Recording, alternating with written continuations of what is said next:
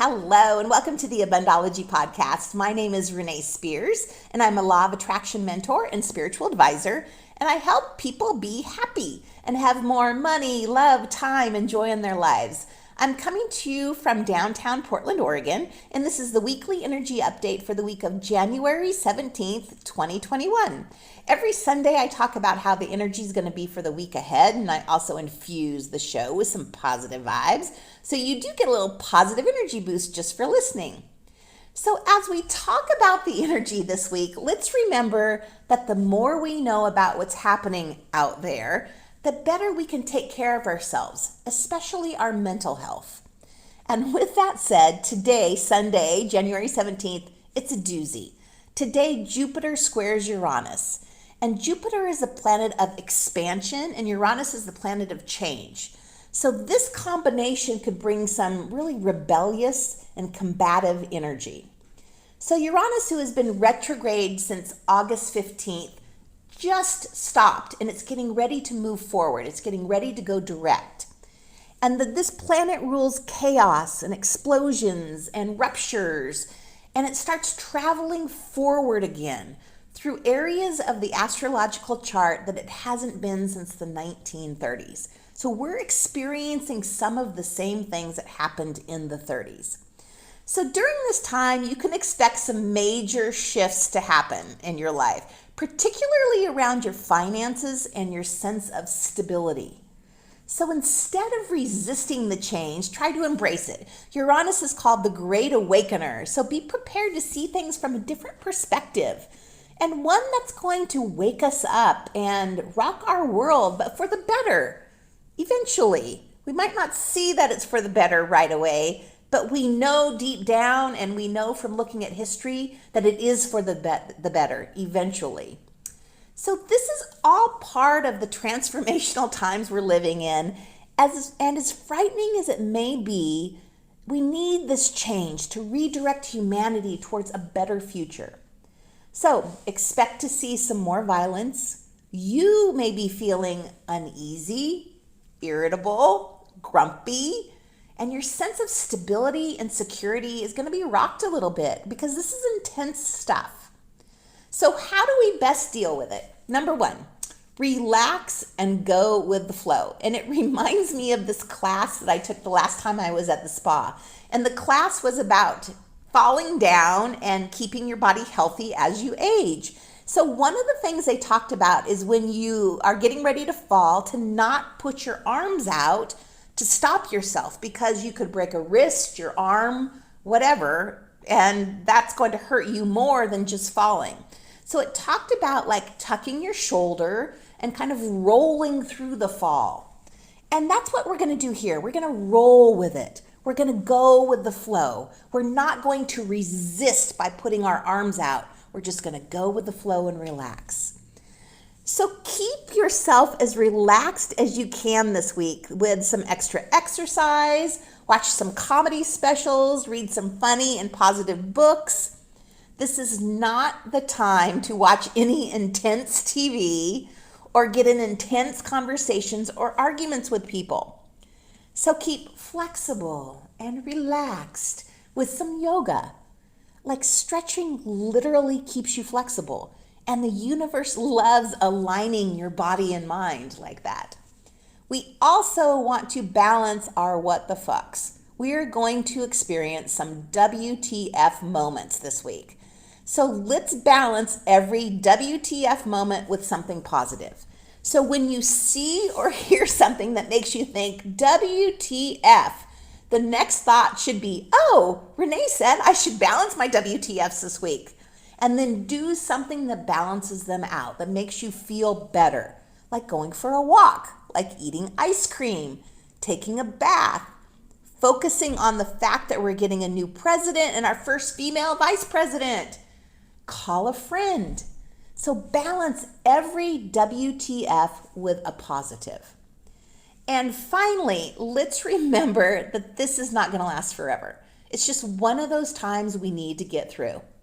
And if we know it's not going to last forever and that this is not our new normal, we can get through this. So the good news is that Aquarius season starts this week on Tuesday, the 19th. And Aquarius represents the collective, humanitarianism, the future, and innovation.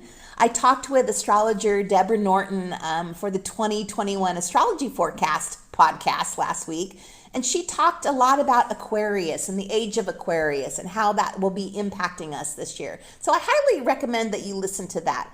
But basically, we are being shaken so we can awaken. And we need to shift the way that we are viewing the world and that we're choosing to look at the world. So there's often this certain level of chaos that comes right before real meaningful change. And this is where we are now. We're in this chaos part before we get to the real meaningful change.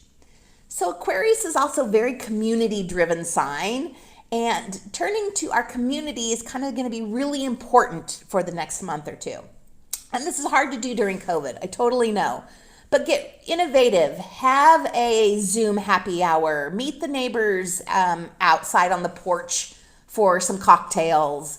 I'm joining a book club with some friends from high school, and we have our first meeting this week, which is perfect timing to have it this week. And know that you are not alone. And know through all of these shifts and potentially volatile energies, we are stepping into bigger, truer, better versions of ourselves. So Aquarius season will have its moments of intensity, but from this arises a better, fairer, and more just world for all of us. So I kind of have a quick, weird story this week. There is a houseless woman that is suffering from mental illness that lives on my street. I've brought her meals and blankets, and my neighbor brings her a coffee from Starbucks every morning. I would like a coffee from Starbucks every morning, but I'm glad she's getting one.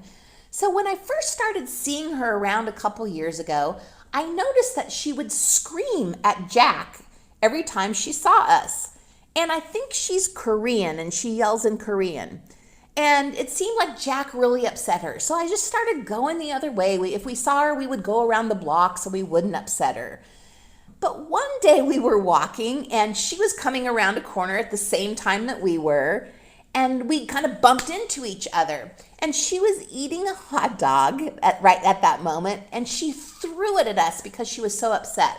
Well, Jack thought this was the best thing ever. And he caught the hot dog in midair.